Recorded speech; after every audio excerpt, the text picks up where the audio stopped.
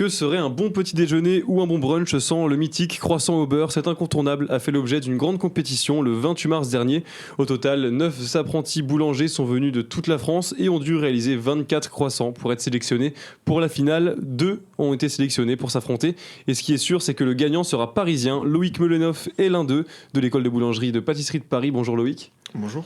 Alors tout d'abord, un petit retour sur expérience pour cette première étape, si on peut dire. Racontez-nous comment ça s'est passé, c'est quand même pas rien en soi d'être sélectionné pour une finale. Comment ça s'est passé? En vrai, il y a eu beaucoup de stress, hein, parce qu'il n'y avait pas beaucoup de place, on va dire, dans les chambres de froid. Donc pour un bon pâton à croissant, pour les faire, c'est mieux qu'il soit bien froid en fait.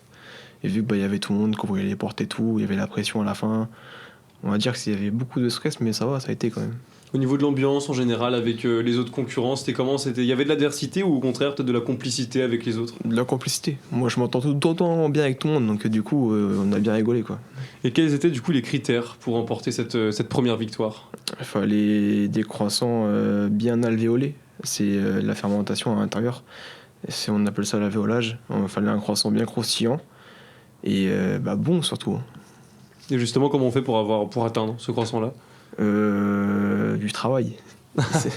Déjà, faut bien connaître sa recette. Faut bien savoir travailler sa recette. Après, toutes les recettes sont bonnes, mais il faut savoir bien la maîtriser. Bien maîtriser le temps d'après, c'est après le pétrissage.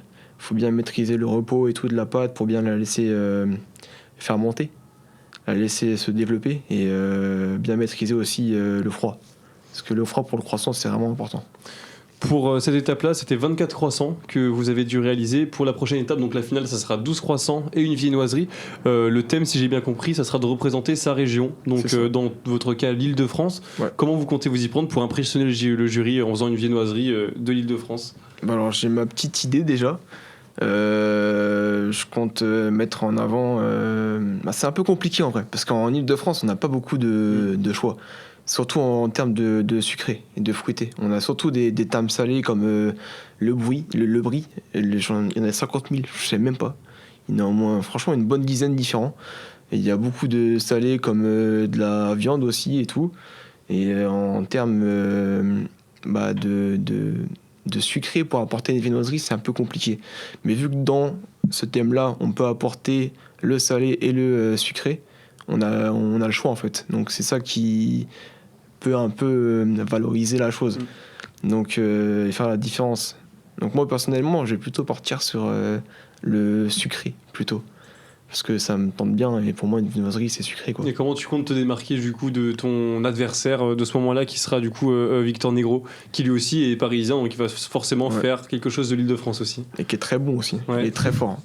La créativité déjà. Et j'ai bien travaillé, bien charbonné là-dessus.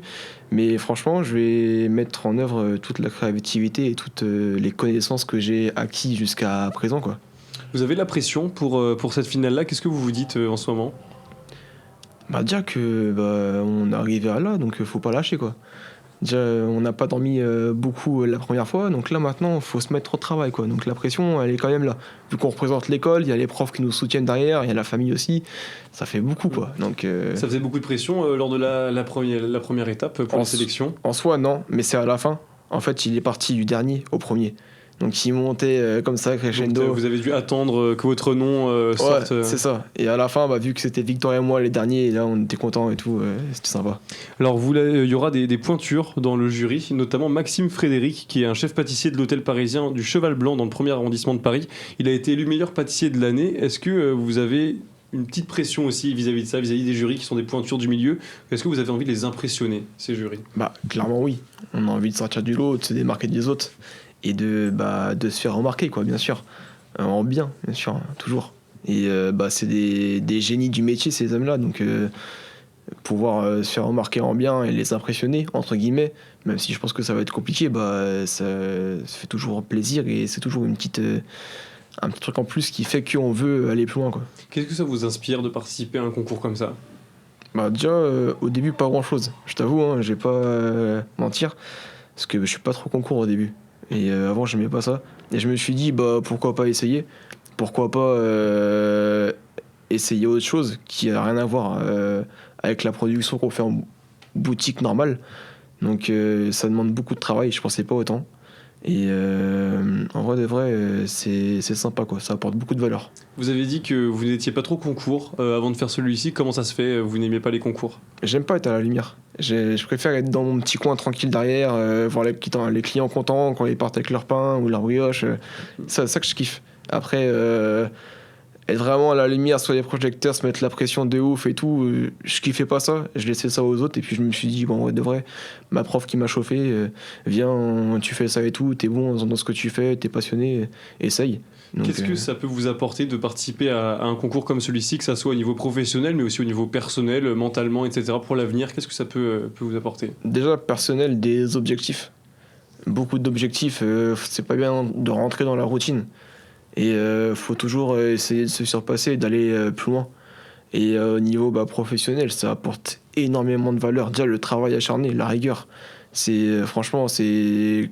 Surtout moi, personnellement, quand je veux un truc et que quand je suis focus et que je kiffe un truc, j'arrête pas. Limite, je m'en pose pas. Là, pour ce concours-là, il y a des journées, j'ai fait du 7h, 23h, quoi. Je partais de chez moi, il était 7h, je rentrais à la maison, il était 23h.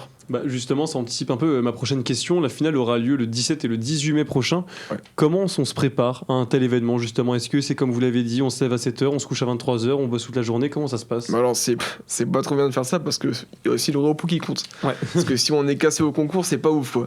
Donc, mais déjà, enchaîner, il faut envoyer tout la même chose.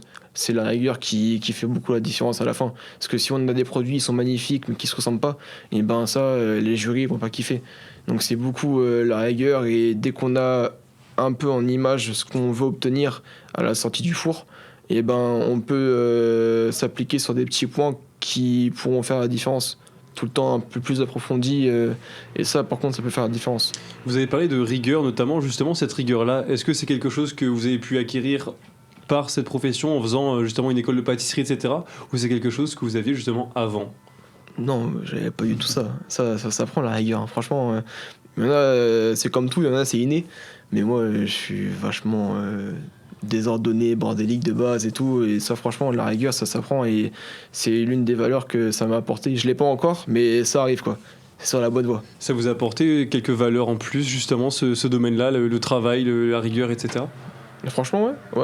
Bah déjà, toujours en vouloir plus et avancer. Quand on s'entraîne non-stop et qu'il y a des produits qui sortent, ils sont pas beaux, ça fout le moral à zéro. Et on se dit, putain, on est encore loin du truc, quoi. Et au final, on enchaîne. Et puis, arriver, je sais pas, 2 semaines après, de produits ratés, on arrive à sortir un truc propre, on est super content. Et ça apporte des bonnes valeurs, quoi. Même la récompense des profs, j'ai sorti des produits, des fois, ils étaient dégoûtés. Et quand j'ai vu qu'un de mes profs, il a dit, tiens, je vais en prendre pour chez moi et tout, ça m'a donné les sous-gammes, un truc de malade. C'est important d'avoir le soutien justement de ces profs, de sentir que les profs, nos intervenants sont derrière nous. Ouais, mais pas que les profs, je soutiens tout le monde. Franchement, de la famille, des patrons qui m'ont beaucoup apporté cette année, qui m'ont beaucoup aidé. Peut-être pas pour le concours, mais même dans le métier en général et sur ma personne. Les profs, bien sûr, c'est eux qui m'ont mis là-dedans, donc s'ils me lâchaient, c'était pas cool, quoi. Donc franchement, ils m'ont beaucoup accompagné, beaucoup. On a de la chance dans cette école d'avoir des bons profs et qui nous lâchent pas. Franchement, qui nous accompagnent jusqu'au bout. Et même la famille, franchement, tous les soirs j'étais là, et ils étaient là, ils me soutenaient. Franchement, ouais. Pour vous, ça serait quoi le croissant parfait, le croissant qu'il faudra pour vous faire remporter justement la victoire de ce concours du meilleur croissant? Pour moi, c'est un croissant qui me ressemble. C'est quoi un croissant qui vous ressemble? C'est important, c'est toujours d'apporter sa petite touche, quoi. Moi, ce que j'aime bien, c'est les croissants bien volumineux, où on voit bien les étages différents, avec les petits feuillets, c'est les petits trucs qui craquent. Donc franchement, un croissant qui croustille, quoi. Ça, c'est un croissant qui est bon. Où à l'intérieur, c'est moelleux, il y a de la bonne mâche et on sent bon beurre. Et à l'extérieur, c'est croustillant, il y a tout le sucre qui est caramélisé derrière. Franchement, ça, c'est cool. Combien de temps à peu près pour faire un croissant comme celui-ci? Ou 12 croissants comme ceci? Une bonne demi-heure. Sans compter la mise au four, mais franchement, en une bonne demi-heure, on peut faire des bons croissants. Et bah Loïc, merci beaucoup d'avoir été avec nous pour cette émission. Donc je rappelle que vous êtes finaliste pour le concours du meilleur croissant qui aura lieu le 17 et le 18 mai prochain. Merci encore d'avoir été avec nous pour cette émission Merci qui est à vous. disponible comme d'habitude en podcast audio et vidéo sur notre site internet et application Radio Sensation.